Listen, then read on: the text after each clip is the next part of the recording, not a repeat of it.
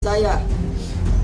Kamu menghancurkan hidup saya, keluarga saya, bahkan kamu mengirim pelawak holik untuk menghancurkan hidup saya, di mana istrinya holik, yaitu Ida Farida, memfitnah saya. Pedih adalah kata yang tepat untuk menggambarkan perasaan para korban aliran sesat Eyang Subur. Adi Bing Slamet adalah murid sang Eyang yang selama ini menyaksikan langsung ritual dan amalan aneh sang guru. Seperti amalan minum kopi pahit dan air garam yang wajib dilakukan siapapun yang berguru kepadanya. Kebenaran adanya amalan meminum kopi pahit dan air garam ini dibenarkan oleh Dorce Gamalama. Dorce memang kerap bertandang ke kediaman Eyang Subur dan menganggap Eyang Subur sudah layaknya orang tuanya sendiri. Saya pernah kalau datang itu setiap malam Jumat itu dikasih kopi manis, kopi pahit, sama air garam. Saya nggak tahu untuk apa, saya nggak ngerti, saya minum aja lah, namanya orang tua kasih saya minum. Nanti jam 2 disuruh mandi, ya udah mandi. Untuk kesehatan saya pikir, saya nggak punya pikiran macam-macam. Sementara menurut Gogon, Eyang Subur memang kerap melakukan ritual dan amalan pemanggilan roh hingga kesurupan. Kok mendadak sontak, katanya Pak Subur itu kayak semacam kemasukan Eyang itu gitu loh. Terus akhirnya jadi kayak sekarang inilah. Tak hanya dirinya, rekan-rekan sesama artis yang juga berguru kepada Eyang Subur juga kerap disuruh melakukan amalan-amalan yang tak lazim. Seperti Nur Buat yang disuruh berjalan mundur dan amalan memakan bunga kering. Demi Allah, demi Rasul, dia yang menceritakan kejadian itu kepada saya. Saya tidak nanya, dia yang ngomong. Aku tuh tahu awal mulanya yang itu mau nyatu. Dari di anggrek nel itu aku tahu. Aku pernah kok disuruh jalan mundur dari rumahku ke perapatan Tomang, terus disuruh makan bunga kering. Namun entah karena malu, amalan anehnya dibeberkan ke publik oleh Adi Bing Slamet, murid Eyang Nur Buat dan istrinya Rohana. Kalau saya jalan mundur dari Tomang ke sini, apakah ditabrak motor, mobil? Berbeda dengan Adi Bing Slamet dan Nur Buat, Arya yang juga bekas murid Eyang Subur ini bahkan berani menantang sang guru melawan amalan meminta bantuan makhluk gaib yang konon dengan menjejakkan kaki 3 kali di atas tanah. Subur, lihat muka saya! Saya tidak takut! Saya tahu di belakang kamu siapa! Pasukan kamu sudah saya ambil semua! Ini gaya kamu kan?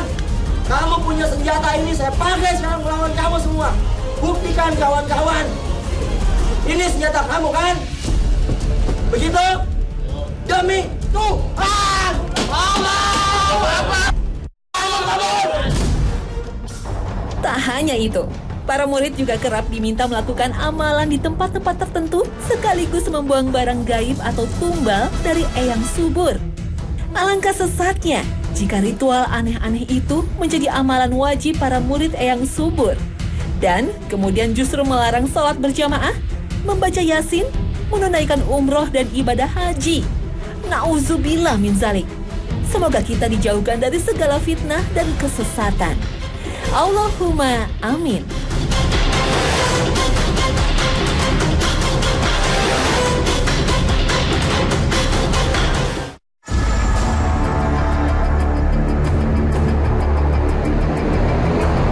Zikir banyak disalahgunakan untuk praktek perdukunan.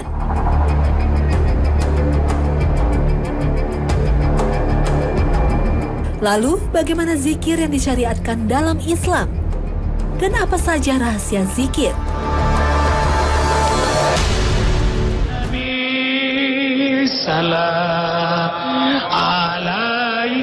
Assalamualaikum warahmatullahi wabarakatuh. Selamat pagi pemirsa Trans 7. Selamat berjumpa kembali dengan Hasanah Ensiklopedia Islam Dunia. Pagi ini, Hasanah mengulas seputar zikir dan rahasianya. Mengingat dan mengagungkan asma Allah adalah kewajiban bagi umat Islam. Allah telah menjanjikan pahala untuk siapapun yang selalu mendekatkan diri dengannya. Kalimat pemujaan terhadap Sang Khalik sangat sederhana, tetapi ternyata bermakna maha dahsyat. Bahkan ada bacaan tertentu yang dipakai untuk penyembuhan penyakit. Dan ada juga segelintir oknum yang menyalahgunakan untuk tujuan sesat. Ya ayyuhalladzina amanu dzkurullaha dzikran katsira. Hai orang-orang beriman, berzikirlah dengan menyebut nama Allah, zikir yang sebanyak-banyaknya. Subhanallah, alhamdulillah, Allahu Akbar. Ketiga kata ini sering sekali terucap dari mulut kita, baik dalam sholat, doa, maupun dalam kehidupan sehari-hari. Maha suci Allah, segala pujian bagi Allah, Allah Maha Besar. Semuanya bertujuan untuk mengagungkan kebesaran asma Allah Subhanahu wa Ta'ala. Supaya kita senantiasa mengingat bahwa tidak ada yang lebih berkuasa selain Dia. Manusia hanyalah makhluk ciptaannya yang penuh dengan salah dan dosa. Sebagai umat Islam, kita diwajibkan untuk selalu mendekatkan diri dengan Sang Maha Pencipta. Salah satu caranya adalah dengan mengucapkan kata-kata mulia tadi, membaca nama mulia Allah atau Asmaul Husna, dan bacaan dalam Al-Quran. Aktivitas ini biasa disebut zikir. Dalam surat Al-Ahzab 41 disebutkan bahwa zikir hendaknya dilakukan sebanyak-banyaknya. Karena setelah ditelusuri, ternyata zikir banyak manfaatnya. Baik secara spiritual, emosi, bahkan sampai kesehatan. Berzikir adalah mengagungkan kebesaran Sang Khalik, memuji dan bersyukur atas semua nikmat dan karunia-Nya, serta memohon ampun atas dosa dan salah yang telah kita lakukan. Dalam surat Al-Baqarah 200 disebutkan, apabila kamu telah menyelesaikan ibadah hajimu, maka berzikirlah dengan menyebut Allah, sebagaimana kamu menyebut-nyebut, membangga-banggakan nenek moyangmu, atau bahkan berzikirlah lebih banyak dari itu. Maka di antara manusia ada orang yang berdoa, ya Tuhan kami, berilah kami kebaikan di dunia, dan tiadalah baginya bagian yang menyenangkan di akhirat. Dalam surat tersebut dijelaskan tentang sebuah riwayat ketika zaman jahiliyah. Diriwayatkan oleh Ibnu Abi Hatim yang bersumber dari Ibnu Abbas. Orang Arab pada waktu itu mempunyai kebiasaan bermegah-megahan tentang kebesaran nenek moyang mereka. Ada yang membanggakan karena nenek moyangnya telah membagi-bagikan makanan, meringankan beban, dan membayarkan denda atau diat orang lain. Mereka menyebut apa yang telah dilakukan nenek moyangnya itu pada saat melakukan wukuf. Ada juga yang melakukannya saat berada di sisi jumroh. Maka turunlah ayat tersebut untuk memberi petunjuk kepada mereka apa yang seharusnya dilakukan ketika sedang wukuf. Mengagungkan nenek moyang akhirnya diubah menjadi mengagungkan asma Allah. Dan zikir juga dijadikan sebagai tuntunan doa ketika sedang wukuf. Ada lagi sebuah riwayat dalam hadis Sahih Muslim. Suatu ketika Fatimah mengeluhkan tangannya yang sakit akibat alat penumbuk biji-bijian. Pekerjaan rumahnya pun sangat banyak. Ketika itu Nabi mendapatkan seorang tawanan untuk dijadikan pelayan. Maka berangkatlah Fatimah ke rumah ayahnya. Setelah bertemu dengan ayahnya, disampaikanlah maksudnya untuk meminta pelayan guna membantu pekerjaan rumahnya. Tetapi Nabi bersabda, maukah kamu aku ajarkan sesuatu yang lebih baik dari yang kamu minta? Maka Nabi mengajarkan bacaan takbir Allahu Akbar sebanyak 33 kali, tasbih subhanallah sebanyak 33 kali, serta tahmid alhamdulillah sebanyak 33 kali. Kalimat itu hendaknya diucapkan sebelum berbaring ke tempat tidur. Menurut Nabi, hal itu lebih baik dari seorang pelayan. Dalam sebuah hadis disebutkan bahwa tiada amal perbuatan anak Adam yang lebih menyelamatkannya dari azab Allah daripada zikrullah. Begitu besarnya keutamaan zikir dan begitu dahsyatnya kalimat-kalimat mulia itu, sampai akhirnya memunculkan fenomena majelis zikir. Di Jakarta saja jumlah majelis zikir tercatat mencapai ribuan. Mulai dari perkumpulan besar yang sering muncul di media sampai perkumpulan kecil di tiap lingkungan perumahan. Belum lagi perkumpulan di tingkat keluarga. Semua orang berlomba-lomba mendapatkan pahala dari Allah. Apalagi dalam sebuah riwayat hadis disebutkan, apabila kamu melewati taman-taman surga, makan dan minumlah sampai kenyang. Para sahabat lalu bertanya, Apa yang dimaksud taman-taman surga itu ya Rasulullah? Beliau menjawab, majelis-majelis yang di dalamnya disebut asma Allah. Rasulullah selalu mengajarkan kita untuk selalu mengingat Allah. Tetapi zikir yang seperti apakah yang sesuai dengan tuntunan Rasul? Rasulullah mengajarkan beberapa bacaan untuk zikir seperti tasbih, takbir, tahmid, istighfar, tahlil, basmalah, dan isti'azah atau mohon perlindungan untuk kondisi tertentu. Tentu saja doa yang dibaca adalah dari Al-Quran karena dari sanalah sumber segala doa.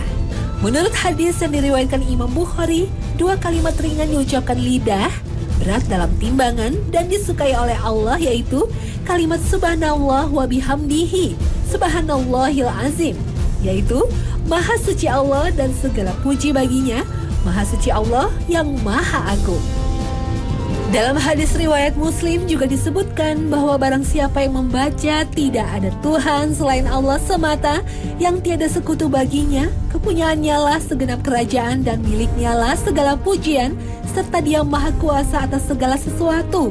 Setiap hari sebanyak 100 kali, maka dia akan mendapat pahala yang sama besarnya dengan membebaskan 10 orang budak dan akan dicatat untuknya 100 kebajikan, serta dihapus darinya 100 keburukan.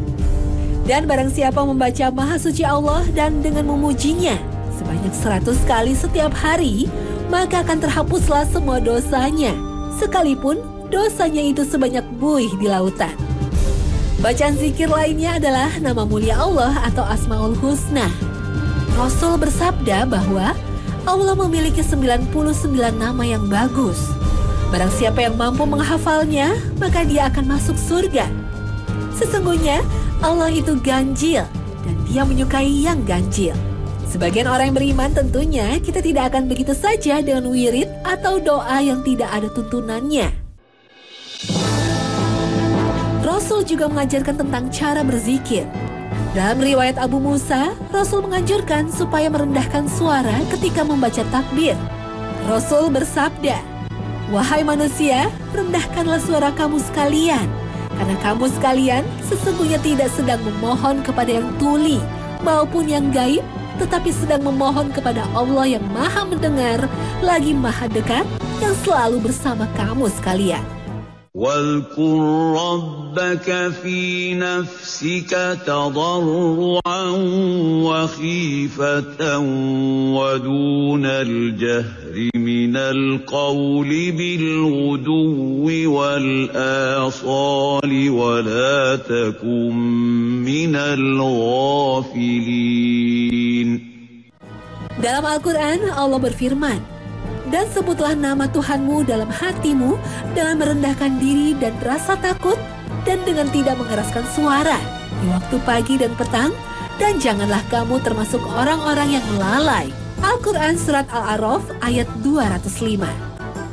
Ketika sedang berzikir dan berdoa, hendaknya kita meneguhkan hati dan yakin bahwa Allah lah Maha Pemberi segalanya. Zikir pun sebaiknya dilakukan dengan khusyuk dan tulus keluar dari hati. Lafalan zikir yang sungguh-sungguh kadang sampai memainkan emosi kita. Tidak jarang orang sampai menitikkan air mata ketika mengingat betapa besar dosa dan salah yang telah dilakukan. Betapa kecil dan tidak berartinya kita di hadapan Sang Maha Besar. Apalagi ketika mendengar bacaan Al-Quran yang begitu syahdu, kadang membuat hati kita sampai tergetar. Tetapi tidak lantas orang yang berzikir harus menangis. Apalah artinya air mata kalau itu tidak berasal dari hati? Semua yang dilakukan dengan ikhlas pasti akan memunculkan perasaan tersendiri yang pastinya akan berbeda setiap orang.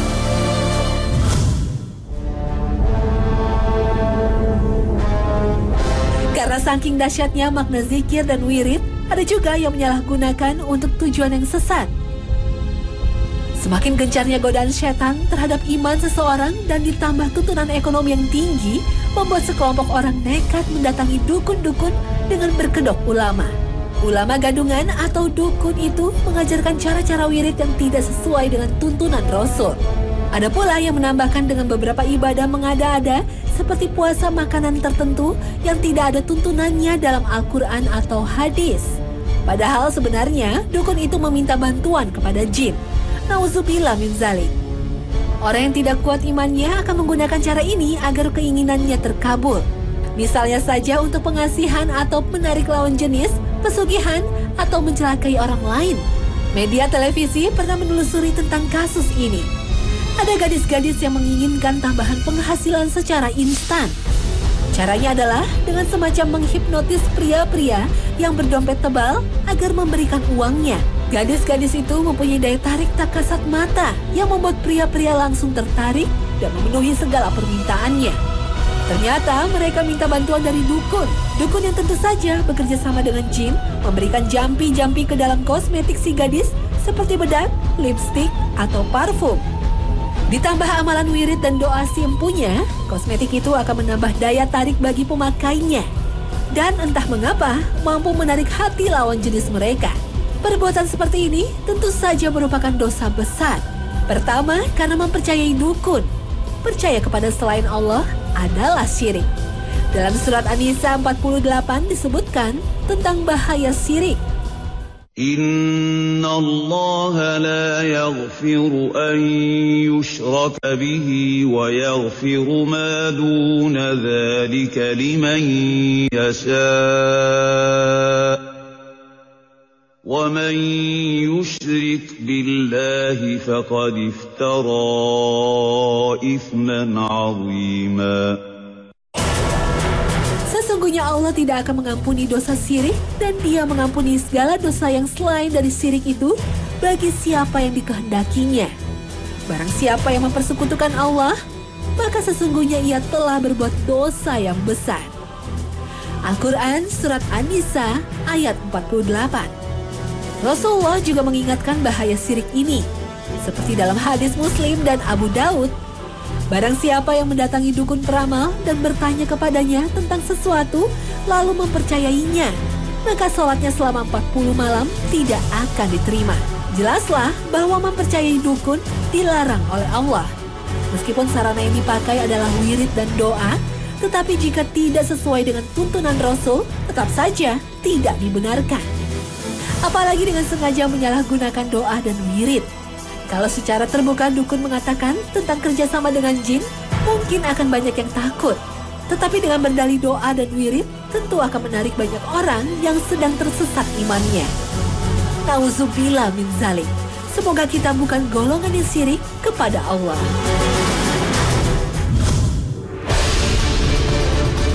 Selain untuk tujuan kejahatan, ternyata ada juga yang salah kaprah tentang zikir dan wirid. Tujuannya baik dan mulia, tetapi kalau caranya tidak sesuai sunnah Rasul, tentu tetap tidak dapat dibenarkan.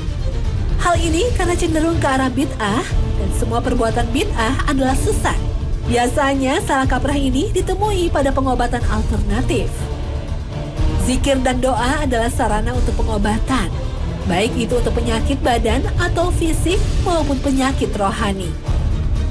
Imam Ibnul Qayyim rahimahullah berkata, pada suatu ketika aku pernah jatuh sakit, tetapi aku tidak menemukan seorang dokter atau obat penyembuh.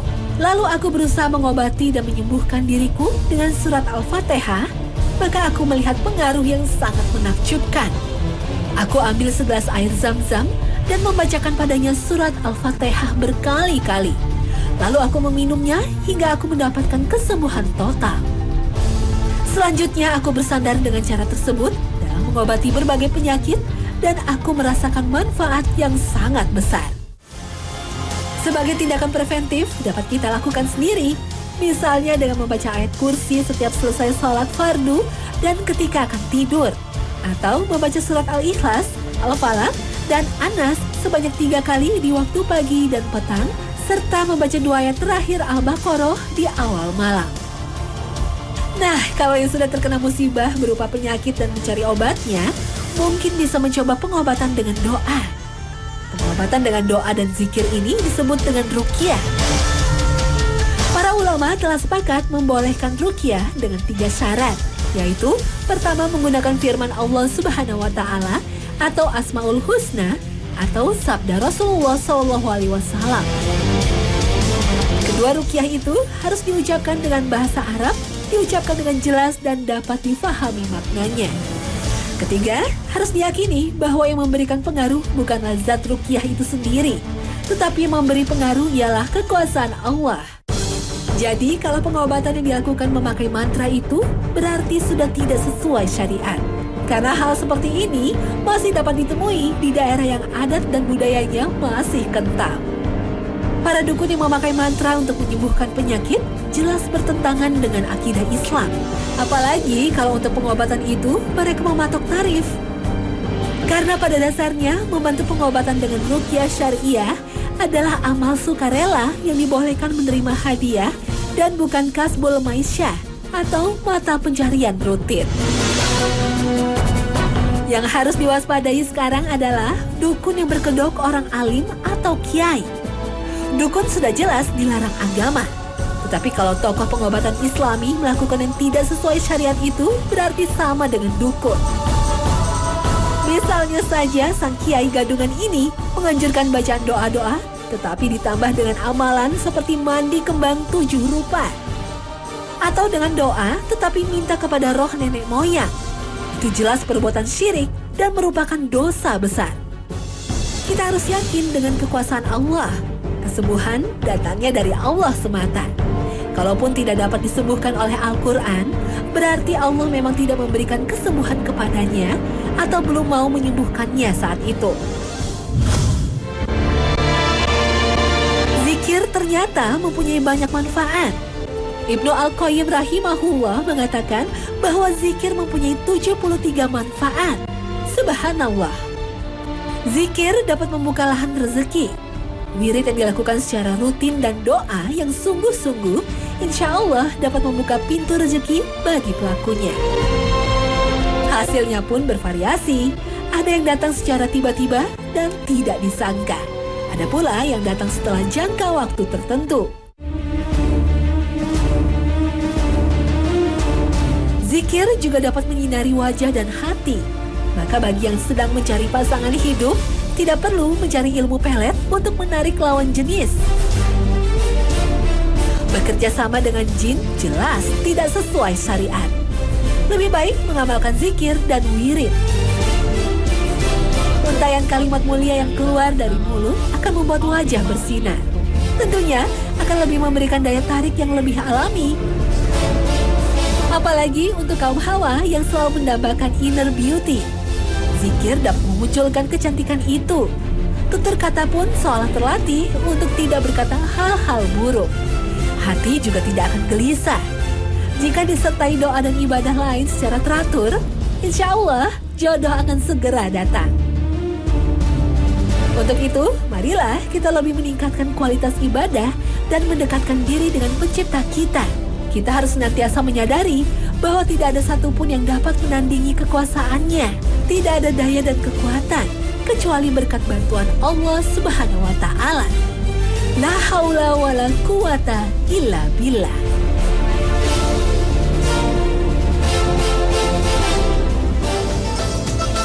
Nah pemirsa Trans 7, semoga hasanah episode zikir ini dapat memberikan manfaat dan pengetahuan bagi kita semua.